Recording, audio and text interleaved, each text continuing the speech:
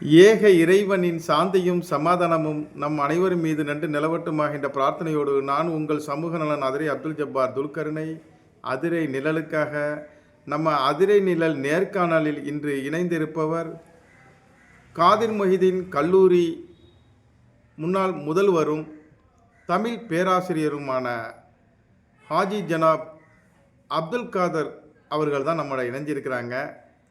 ஏனென்றால் இன்று 12ஆம் வகுப்பு பொதுத் தேர்வு முடிவுகள் வெளியாகி இருக்கின்றன. வெற்றி பெற்ற மாணவிகளுக்கு வாழ்த்துக்களையும், வெற்றி பெற முடியாமல் சென்ற மாணவிகளுக்கு கூறும் அறிவுரைகளையும் மற்றும் வெற்றி பெற்ற மாணவர்களுக்கான எதிர்காலம் பற்றி விளக்குகிறார். வாங்க கேட்போம். அஸ்ஸலாமு அலைக்கும் சார். வலைக்கும் அஸ்ஸலாம் வரஹ்மத்துல்லாஹி வபரகாத்துஹு. சொல்லுங்கள் சார், இப்போ 12ஆம் வகுப்பு தேர்வு முடிவு வெளியாக இருக்குது. நம்ம அரசு மேல்நிலைப்பள்ளியில் 99%, காதிர் மொஹிதீன் ஆண்கள் மேல்நிலைப்பள்ளியில் 91%, பெண்கள் மேல்நிலைப்பள்ளியில் 98%, இமாம் ஷாஃபி மெட்ரிக் மேல்நிலைப்பள்ளியில் 100க்கு 100% தேர்ச்சி நம்ம ஊரில் பெற்றிருக்காங்க. அந்த செய்தியை நீங்கள் எப்படி பார்க்குறீங்க? அல்ஹம்துலில்லாஹ். நமது ஊரை பொறுத்தவரையில் ஒரு கல்வி பட்டினம் என்று இதை சொல்லலாம். உலக கல்வியானாலும் சரி அல்லது மார்க்க கல்வியானாலும் சரி, இரண்டுக்குமே ஒரு சிறந்த பட்டினமாக இந்த அதிராம் பட்டினம் திகழ்கிறது. 1க்கு 3, 4 பள்ளிகள் நமது ஊரை சுற்றி, பட்டுக்கோட்டைக்கு போகும் வழியிலேயே இன்னொரு 5 பள்ளிகள் நம் ஊர்க்காரர்களுக்காகலாம் இப்படியெல்லாம் நடைபெற்று கொண்டிருக்கிறது. நிறைய மாணவர்கள் பழைய காலங்கள் போல் அல்லாமல் இந்த காலத்திலே நிறைய படிக்கிறார்கள். படிக்கிற விஷயம் என்பது படிக்கிறார்கள். பெரியோர்களுடைய கவலையெல்லாம் நல்ல மாணவர்களை உருவாக்க வேண்டும் என்று நினைக்கின்ற ஆசிரியர்களுடைய கவலையெல்லாம் என்னவென்றால், இந்த மாணவர்கள் அத்தனை பேரும் ஒழுக்கமுள்ளவர்களாக இருந்தால் அது எப்படி இருக்கும் என்பதை பற்றித்தான் ரொம்ப யோசிக்கிறார்கள். நமது இமாம் ஷாஃபி மெட்ரிகுலேஷன் பள்ளியினுடைய நிறுவனர் ஹாஜி முகமது சாஜிதீன் அவர்கள் பல விழாக்களிலே பல இடங்களிலே பேசுவதை நான் கேள்விப்பட்டிருக்கிறேன். கல்வி என்பது ஒழுக்கம் என்கிற அஸ்திவாரத்தின் மேல்தான் கல்வி என்னும் கட்டடம் கட்டப்பட வேண்டும். அது அல்லாது வேறு எந்த அடித்தளம் இருந்தாலும் அந்த கல்வி சரிவராது. முதலிலே மாணவனுக்கு ஒழுக்கம், அதற்கு பிறகுதான் கல்வி என்று தன்னுடைய கருத்தை மிக ஆழமாக சொல்வார்கள். அந்த கருத்தை நான் பல 100 மேடைகளிலேயே சொல்லியிருக்கிறேன். 25 ஆண்டு காலம் 30 ஆண்டு காலத்திற்கு முன்னாடி உள்ள கல்வி நிலையங்களுடைய நிலைகளெல்லாம் வேறு, இப்பொழுது இருக்கின்ற நிலைகளெல்லாம் வேறு. மாணவர்கள் படிக்கிறார்கள். 100க்கு 100% என்பது ஒரு சாதாரணமான விஷயம் அல்ல. மிகவும் மகிழ்ச்சி அடையக்கூடிய பெற்றோர்கள், ஆசிரியர்கள், ஊர் மக்கள், பள்ளியினுடைய நிர்வாகிகள் அத்தனை பேரும் சந்தோஷம் அடையக்கூடிய ஒரு முக்கியமான விஷயம். அதே சமயத்தில் அந்த பிள்ளைகள் எல்லோரும் பெற்றோர்களுக்கு உகந்த பிள்ளைகளாக, ஆசிரியரை மதித்து போற்றுகின்ற பிள்ளைகளாக, ஊர் மக்களால் பாராட்டப்படுகின்ற பிள்ளைகளாக, ஒழுக்க சீலர்களாக இருக்கிறார்களா என்ற ஒரு கேள்வியை நமக்குள் எழுப்பி பார்த்தால், இந்த 100க்கு 100% எல்லாம் இருக்கிறதா என்பதை நாம் கொஞ்சம் யோசித்துத்தான் நம்ப வேண்டியது இருக்கிறது. இமாம் ஷாஃபி பள்ளியை பொறுத்தவரையில் அவர்கள் ஒழுக்கத்திற்கு மிக முக்கியம் கொடுக்கிறார்கள். பெற்றோர்களை பிள்ளைகள் மதித்து நடக்க வேண்டும் என்பதிலே மிக முக்கியத்துவம் கொடுக்கிறார்கள். அதெல்லாம் கொடுத்து வளர்க்கப்படுவதை நாம் கண்கூடாகவும் பார்க்கின்றோம். இருந்தாலும் அங்கே கட்டுப்பாடுகள் அதிகமாக இருக்கிறது, கண்டிஷன்கள் அதிகமாக இருக்கிறதுக்காக சில மாணவர்கள் இந்த பள்ளிக்கு போவதற்கே பயப்படுகிறார்கள். தாளாளரிடத்தில் சொன்னால் அதை பற்றி நமக்கு கவலை இல்லை. ஒழுக்கம் என்கிற அஸ்திவாரத்தின் மேல் கல்வி என்கிற கட்டிடம் எழுப்பப்பட வேண்டும் என்பதுதான் நம்முடைய நோக்கம். இந்த ரெண்டும் ஒன்று சேர உணர்வதுதான் நாம் விரும்புகின்ற கல்வி. அதன்படித்தான் மாணவர்கள் வளர வேண்டும் என்றவர்கள் தன்னுடைய கருத்துக்களை ஆழமாக, அழுத்தமாக, நீண்ட காலமாக சொல்லிக் கொண்டு இருக்கிறார்கள். அந்த பள்ளிக்கு நாம் பிரத்யேகமான பாராட்டுகளை சொல்லத்தான் வேண்டும்.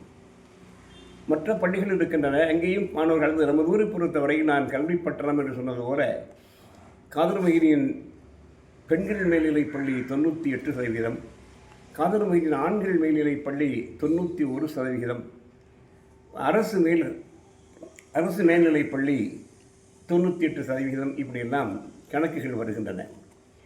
ஆண்கள் மேல்நிலைப் பள்ளியை பொறுத்தவரையில் 3 ஆண்டுகளுடைய ரிசல்ட்டுகளை பார்த்தால் ஒரு காலத்தில் 87, அடுத்தாற்போலே 90க்கு கீழே இன்னொரு சதவீதம், இப்பொழுதுதான் அது இவ்வளவு சதவீதத்தை எட்டியிருக்கிறது. உண்மையில் அது ஒரு பாராட்டுக்குரிய விஷயமாகவே எனக்கு தெரிகிறது. இந்த மாணவர்களிடத்திலே ஒழுக்கம் எந்த அளவுக்கு இருக்கிறது என்பதை பார்த்தால் நாம் கொஞ்சம் கடினமாகவே சிந்திக்க வேண்டியிருக்கிறது. சாதாரணமாக டீ குடிப்பது எப்படி சாதாரணமாக இருந்ததோ அதுபோல் இந்த மாணவர்களுக்கு மத்தியிலே கஞ்சா அடிப்பது, சாராயம் குடிப்பது, இப்படிப்பட்ட பழக்கங்கள் சிலரிடத்திலே வந்துவிட்டன. அதிலும் குறிப்பாக முஸ்லீம் மாணவர்கள் கூட இந்த மாதிரி விஷயங்களில் ஈடுபடுகிறார்கள் என்பதை கேள்விப்படுகிற போது ரொம்ப வருத்தமாக இருக்கிறது. அதைவிட இன்னொரு வருத்தமான விஷயம், ஆனால் அது நம்மூரில் இல்லை. ஒரு சமயத்தில் ஒரு வீடியோ காட்சி நான் பார்க்க வேண்டியிருந்தது. பெண் பிள்ளைகள் 8வது வகுப்பு 10வது வகுப்பு படிக்கக்கூடிய பிள்ளைகள் 5-6 பேர் சேர்ந்து ஒரு காட்டுடைய கருவங்காட்டுக்கு கீழே உட்கார்ந்து கொண்டு சாராயம் சாப்பிடுகிற ஒரு நிகழ்ச்சியை கூட நாம் கண்ணாரை பார்க்க முடிந்தது. இப்படியெல்லாம் சமுதாயம் வளர்கின்ற பேராலே மோசமடைந்து கொண்டிருக்கிறது என்பதை பற்றி நாம் ரொம்ப சிந்திக்க வேண்டும். இதற்கு மத்தியிலே நமக்கு ஒழுக்க கல்வி வேண்டும். என்ன படிக்கலாம்? மேல் படிப்பு படிக்கலாம். எங்கே படிக்கலாம்? எந்த பள்ளி, எந்த கல்லூரி நமக்கு நல்ல ஒழுக்கத்தோடு கூடிய கல்வியை தருகிறதோ அந்த கல்வியை நாம் தேடி கற்றுக்கொள்ள வேண்டும்.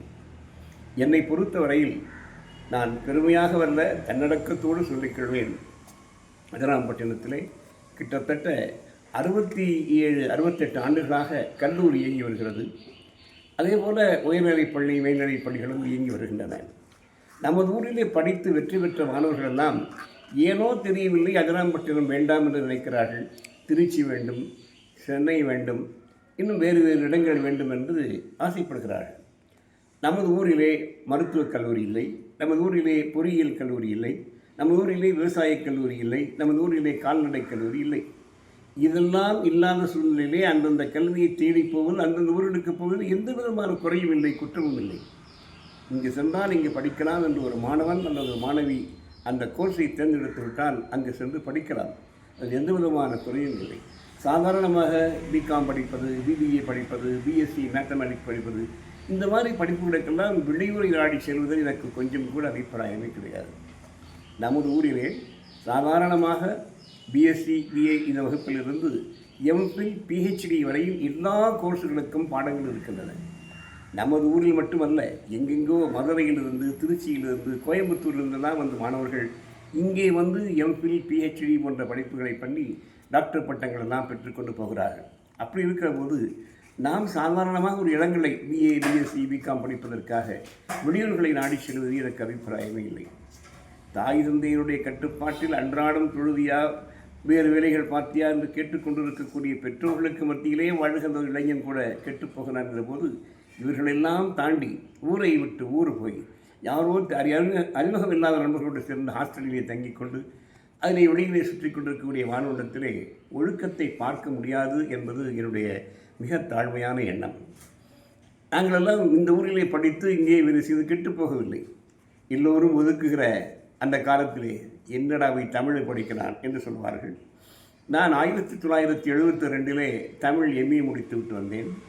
நம்முடைய கல்லூரியிலே டியூட்டராக சேர்ந்தேன், பிறகு லெக்சரர் ஆனேன், பிறகு பேராசிரியர் ஆனேன், அதற்கு பிறகு கல்லூரியுடைய முதல்வரும் ஆனேன். நாம் என்ன படிக்கிறோம் என்பது முக்கியமல்ல, அதை எப்படி படிக்கிறோம் என்பதுதான் முக்கியம். நம்முடைய வாய்ப்புகளை எப்படி நாம் பயன்படுத்தி கொண்டோம் என்பதுதான் முக்கியம். நமது மார்க்கத்தில் ரொம்ப அழகாக சொல்வார்கள், ஒரு விஷயத்தை இழந்து விட்டால் அந்த விஷயத்தை எண்ணி வருத்தப்படுவதை தவிர அந்த விஷயத்தை மீட்கவே முடியாது. அது 3 விஷயங்கள். ஒன்றாவது என்னவென்றால் இளமை, 2வது என்னவென்றால் ஆரோக்கியம், 3வது என்னவென்றால் வாய்ப்புகள். இளமை, ஆரோக்கியம், வாய்ப்புகள், இந்த 3ஐயும் அது வருகிற போது அந்தந்த காலத்திலே அதை வெற்றி கண்டு நாம் வெற்றி கண்டாருடைய இந்த வாய்ப்புகளை நாம் இழந்து விட்ட பிறகு அதை நாம் மீட்கவே முடியாது. 16 வயதிலே, 18 வயதிலே, 21 வயதில் இருக்கக்கூடிய ஒரு வாலிபன் அந்த காலத்தில் நான் ஓடிய ஓட்டம், ஆடிய ஆட்டம், பாடிய பாட்டு, இவைகளெல்லாம் 50வது வயதிலே மீட்க முடியுமா? 60வது வயதிலே மீட்க முடியுமா? முடியாது. அந்தந்த வயதிலே நாம் என்ன செய்ய வேண்டுமோ 18, 20, 25 ஒரு ஸ்போர்ட்ஸ்மேனாக வர வேண்டும் என்றால் அப்போவே ஓடி ஆடி பழகி அவர் அதை வெற்றி பெற வேண்டும். 50 வயசில் 60 வயசில் ஓட முடியாது. அதே மாதிரி 2வதாக ஆரோக்கியம். நல்ல வயதோடு வாலிபத்தோடு ஆரோக்கியமாக இருக்கிற போதே நாம் நம்முடைய முக்கியமான காரியங்களை நாம் செய்து கொள்ள வேண்டும். மக்காவுக்கு சென்றவர்களுக்கு தெரியும், அதில் ஒரு இடம் இருக்கிறது. அந்த இடத்தை சவாபு செய்து சுற்றி வருகிற போது, சரி செய்கிற போது, ஒரு குறிப்பிட்ட இடத்திலே இங்கே தொங்கோட்டமாக ஓடி நடக்க வேண்டும், அப்படித்தான் நமது மார்க்கம் சொல்லித் தருகிறது சொல்வார்கள். 40 இருந்தால் முடிந்து 50 இருந்தால் கூட ஓடிவிடலாம். 70 வயது 75 வயதிலே ஹஜ் செய்ய போகிறவர்கள் அந்த இடத்திலே ஓடி கடக்க முடியுமா? முடியாது. நான் நினைத்து பார்க்கிறேன். நான் கல்லூரி முதல்வராக ஆன போது எனக்கு வயசு 48ஓ 49ஓ. நான் மேலே ஏறி செல்கிற போது 2 படிகளாக ஏறி குதித்து அங்கே செல்வேன். இப்பொழுது முதல்வரை பார்க்க வேண்டும் என்று நினைத்தால் எனக்கு 76 வயது. 2 படிக்கு ஒரு முறை நின்று மூச்சு வாங்கி விட்டுவிட்டு தான் நெறி போக முடிகிறது. அந்த மாதிரி அந்த இடம் நமக்கு கிடைக்கவே கிடைக்காது. ஆரோக்கியம் நமக்கு கிடைக்காது. அப்போ ஆரோக்கியமாக இருக்கிற காலத்தில் நாம் என்னவெல்லாம் செய்ய வேண்டுமோ அவைகளெல்லாம் நாம் சாதித்து கொண்டோம் என்று சொன்னால் நிச்சயமாக நம்முடைய வாழ்க்கையிலே வெற்றியை எதிர்பார்க்கலாம். அதில் எந்த விதமான சந்தேகமும் இல்லை. அதே போல் முக்கியமான விஷயம் வாய்ப்புகள். ஒரு வாய்ப்பு நம்மை தேடி வருகிறது என்றால் அந்த வாய்ப்பை உடனடியாக நாம் பயன்படுத்தி கொள்ள வேண்டும். அப்படி பயன்படுத்தாமல் கிடைக்காத ஒரு வாய்ப்புக்காக லஞ்சம் கொடுத்து, பார்க்க வேண்டிய ஆட்களை பார்த்து, பார்க்காத வேண்டிய ஆட்களுக்கு காசை கொடுத்து ஏமாந்து போவதே எந்த ஒரு அர்த்தமும் இல்லை. நமக்கு சில வாய்ப்புகள் தேடி வருகிற போது அதை நாம் பயன்படுத்தி கொள்ள வேண்டும். என்னுடைய தந்தையார் சொல்வார்கள், நீ எந்த பதவியையும் நாடி செல்லாதே, ஆனால் பதவிகள் உன்னை தேடி வந்தால் அதை நீ ஏற்றுக்கொள். அப்படி அதை ஏற்றுக்கொள்கிற போது அந்த பதவியினுடைய கடமைகளை நிறைவேற்றுவதற்காக இறைவனுடைய புறத்தில் இருந்து உனக்கு உதவி கிடைக்கும். நாம தேடி சென்று ஒரு பதவி அடைந்து கொண்டால் அதற்கான முயற்சிகளை நாம் தான் செய்து கொள்ள வேண்டுமே தவிர இறைவனுடைய உதவிக்கு கிடைக்காது என்று சொல்வார்கள். ஆக நான் முடிவாக சொல்ல வருகிற விஷயம் என்னவென்றால், முதலிலே படித்து அதாவது 12ஆம் வகுப்பிலே பாஸ் இருக்கக்கூடிய எல்லா மாணவர்களும் முதலிலே செலுத்த வேண்டிய நன்றி இறைவனுக்கு, அடுத்து செலுத்த வேண்டிய நன்றி பெற்றோர்களுக்கு, 3வது செலுத்த வேண்டிய நன்றி ஆசிரியர்களுக்கு. இந்த 3க்கும் நன்றிக்கடன் உடையவர்களாக தங்களுடைய மனநிலையை மாற்றிக்கொண்டு நாம் படிக்க வேண்டும், ஒழுக்கம் உள்ளவர்களாக வளர வேண்டும். நம்முடைய தாயும் தந்தையும் என்னென்ன கஷ்டப்பட்டு நம்மை படிக்க வைத்திருப்பார்கள் என்பதை பற்றிலாம் நாம் கொஞ்சம் நினைத்து பார்க்க வேண்டும்.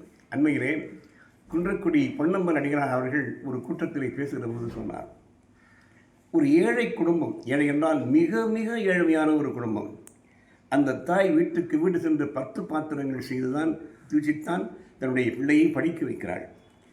1வது ஆகிவிட்டது, 2வது 3வது 5வது 7வது படித்துக் கொண்டிருக்கிற பையன் பள்ளிக்கூடத்திற்கு செல்கிற போது சாப்பாடு எடுத்துக்கொண்டு போகிற ஒரு வேலைக்கார அம்மா அன்றைக்கு வரவில்லை. அந்த அன்னைக்கு இந்த அம்மா என்ன செய்கிறார்கள், தானே சாப்பாட்டை எடுத்துக்கொண்டு தன்னுடைய மகனுக்கு சென்று சாப்பாட்டை கொடுத்து விட்டு வர வேண்டும் என்று பள்ளிக்கு போகிறார்கள். அப்படி பள்ளிக்கு போன உடனே யாரோ ஒரு கண் தெரியாத, ஒரு கண் இல்லாத ஒரு கூட்டுத்தரமான ஒரு பெண் நம்முடைய பள்ளியிலே நுழைந்திருக்கிறாள். இது யார் யார் என்று எல்லோரும் கேட்டுக்கொண்டிருக்கிறார்கள். அப்போ அந்த தாய் சொல்கிறாள், நான் இந்த மாணவனுடைய தாய் என்பதாக சொல்கிறார். அப்போது அந்த மாணவன் அருகிலே வருகிறான். வந்து அம்மாவை கடிந்து கொள்கிறான். எதற்காக நீ இங்கே வந்தாய்? ஒரு கண் பொட்டையானவள் நீ, என்னை நீ அவமானப்படுத்தி விட்டாய், நீ போ வீட்டுக்கு, உன்னுடைய சாப்பாடு வேண்டாம், ஒன்று வேண்டாம் என்று சொல்லி அவனை திட்டி விரட்டுகிறார். அழுத முகத்தோடு கண்களை துடைத்து கொண்டே அந்த தாய் சோறுவிட்ட வந்த மகனுக்கு சோறும் கொடுக்காமல் அவனை விரட்டிலே வீட்டுக்கு திரும்பி போகிறாள். அந்த நாள் முதலே அந்த மாணவன் என்ன நினைக்கிறான், தன்னுடைய தாய் ஒரு கண் இல்லாதவளாக இருப்பது எனக்கு கேவலம் என்று நினைக்கிறான். ஆனால் அந்த தாய் தான் தன்னை படிக்க வைக்கிறாள். 10 பாத்திரம் எழுதி பணம் சம்பாதித்து தன்னை படிக்க வைக்கிறான் என்ற செய்தியை அவன் உணரவே இல்லை. ஏதாவது அட்மிஷன் வருகின்ற காலத்திலே பெரியவர்களை பார்க்கிறாள் அந்த பெண். ஐயா, என்னுடைய பிள்ளையை எப்படியாவது படிக்க வையுங்கள், அவனுக்கு ஃபீஸ் கட்ட வேண்டும், ஏதாவது உதவி செய்யுங்கள் கேட்கிறாள். அவர்கள் தருகிற பணத்தை கொண்டு வந்து அவருடைய மகனுக்கே தெரியாமல் தான் சம்பாதித்த பணமோடு கொண்டு வந்து அந்த பிள்ளை படிக்க வைக்கிறாள். அந்த பையன் படிக்கிறான், நன்றாகவே படிக்கிறான். நன்றாகவே படித்துவிட்டு கிட்டத்தட்ட அது அந்த காலத்தில் அவனுக்கு ஒரு டாக்டர் வேலையும் கிடைத்து விட்டது. அப்படி டாக்டர் வேலை கிடைத்துவிட்டு பெரியவனான பிறகும் கூட அவனுடைய தாயோடு அவனுக்கு விரோதிக்க முடியலை. அந்த பிரசித்தி அவனுக்கு ஒரு கண்ணை இழந்த ஒரு பொட்டை தாய்க்கு நான் எப்படி மகனாக இருப்பது, என்னை சமுதாயம் என்ன நினைக்கும் என்று கருதி கொண்டான். அப்போ கூட யாரோ ஒரு பெண்ணை காதலித்தான். அந்த பெண்ணையே அவன் ரிஜிஸ்டர் திருமணம் செய்து கொண்டான். அவன் வாழ்ந்து கொண்டிருக்கிறான். இந்த அம்மாவுக்கு கடைசி காலம். அந்த கடைசி காலத்திலே தன்னுடைய மகனை ஒரே ஒரு முறை நீ என்னை வந்து பார்க்க வேண்டும் என்று அவள் கேட்கிறாள். மற்றவர்கள் நண்பர்களெல்லாம் தேடிச் சென்று அவனை அழைக்கிறார்கள். அந்த டாக்டர் மகன் வருகிறான். வருகிற போது இந்த தாய் அழுது கண்ணீர் வடிக்கிறாள். என்ன என்னை அழைத்து இருக்கிறாயே என்று கேட்கிறான். மகனை, உன்னிடத்தில் ஒரே ஒரு செய்தியை சொல்லத்தான் மகனே நான் உன்னை அழைத்தேன். மற்றபடி உன்னிடத்தில் எனக்கு எதுவுமே தேவையில்லை. அந்த செய்தியை மட்டும் நீ கேட்டுக்கொண்டு போய்விடு என்று சொல்லிவிட்டு அந்த செய்தியை சொல்கிறார். அந்த செய்தி இதுதான். அவன் சிறுபிள்ளையாக இருக்கிற போது அவன் ஒரு விபத்திலே மாட்டிக்கொண்டு அவனுடைய ஒரு கண் போய்விட்டது. அந்த காலத்திலே கண் தானம் செய்வதற்கு யாருமே முன்வரவில்லை. நான் டாக்டரிடத்திலே சொன்னேன், டாக்டர், என்னுடைய கண்ணை எடுத்து என்னுடைய மகனுக்கு வைத்து விடுங்கள் என்று சொன்னேன். அந்த கண்ணில் தான் மகனை இன்றைக்கு நான் பார்த்து கொண்டிருக்கிறாய். நான் கண்ணாக உன்னிடத்திலே இருக்கிறேன் என்ற நிலைதான் எனக்கு மகிழ்ச்சி தந்து கொண்டிருக்கிறது. அதனால் இந்த செய்தியை மட்டும் இடத்திலே சொல்லத்தான் நான் உன்னை அழைத்தேன் என்று சொன்னார். அதோடு அவருடைய உயிர் பிரிந்து விட்டது.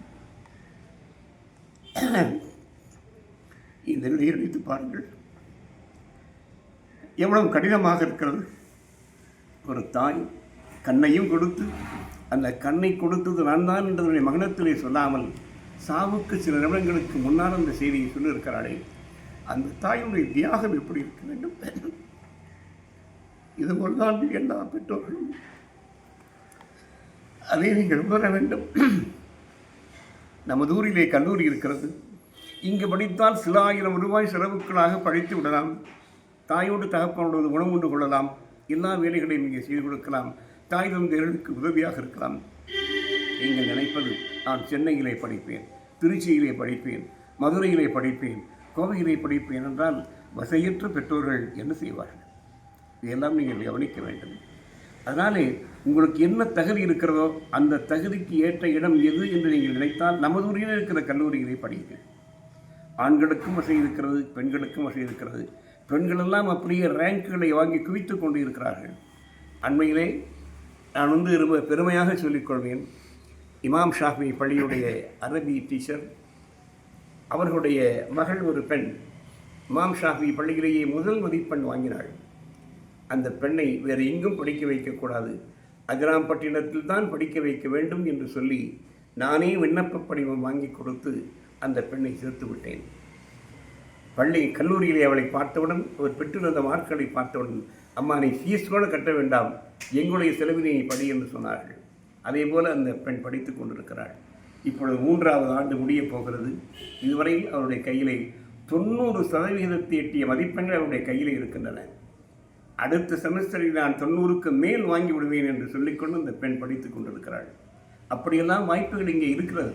இதெல்லாம் விட்டுவிட்டு நான் அங்கே படிப்பேன் இங்கே படிப்பேன் என்று போய்கொண்டிருப்பதே அர்த்தம் இல்லை. நான் இந்த கல்லூரியிலே படித்தவன், இங்கே வேலை செய்தவன், முதல்வர் அளவுக்கு என்னுடைய தகுதியை உயர்த்திக்கொண்ட இறைவன் அருளாலே இங்கிருந்தும் ஓய்வு பெற்றவன். அதையெல்லாம் அடிப்படையாக வைத்துத்தான் உள்ளூரிலே ஒரு கல்லூரி இருக்கிற போது நீங்கள் வெளியூருக்கு செல்லாதீர்கள் என்பதை சாமானியவர்களுக்காக, சாதாரண மாணவர்களுக்காக நான் சொல்லுகிறேன். இல்லை, நீங்களே சொன்னீங்க இதை மாதிரி இங்கே பொறியியல் இல்லை, சில கல்லூரிகள் இங்கே இல்லை, அதை தேடி தான் நாங்கள் போகிறோம். நாங்கள் தேடி நல்ல தாய் தந்தைகளுடைய எண்ணத்தை நிறைவேற்றக்கூடிய மாணவ மாணவிகளும் இருப்பாங்கள்ல, அவங்கள பற்றி நம்ம அவர்கள் கண்டிப்பாக போகலாம். எந்த விதமான சந்தேகமும் கிடையாது. என்ன முயற்சிகள் செய்ய வேண்டுமோ அந்த முயற்சிகள் எல்லாம் செய்யலாம். இப்பவும் பாருங்க, இவ்வளவு தூரம் இந்த நாடு வளர்ந்திருந்தும் கூட நம்ம பேருக்கு ஐஏஎஸ், ஐபிஎஸ், ஐஎஃப்எஸ், ஐஆர்எஸ் என்றால் என்னவென்றே தெரியாது. ஐபிஎஸ் எந்த காலேஜில் இருக்குன்னு கேட்குறாங்க. ஐபிஎஸ்ஓ, ஐஎஃப்எஸ்ஓ, ஐஏஎஸ்ஓ எந்த கல்லூரியிலையும் கிடையாது. ஒரு பட்டம் வாங்கிவிட்டு ஒருவன் அந்த தேர்வு எழுதுவதற்கு எலிஜிபிள். அந்த எலிஜிபிளாக இருக்கக்கூடிய யார் வேண்டுமானாலும் அந்த தேர்வு எழுதலாம். அதற்கு மாத்திரம் அன்லிமிட்டட் அட்டம்ப்ட்ஸ், ஒரு அட்டம்ப்ட் இல்லை, 2 அட்டம்ப்ட் இல்லை, 3, 4, 5 எழுதிக்கொண்டே இருக்கலாம். அப்படிலாம் போவது ரொம்ப சாமானியமானவர்கள்.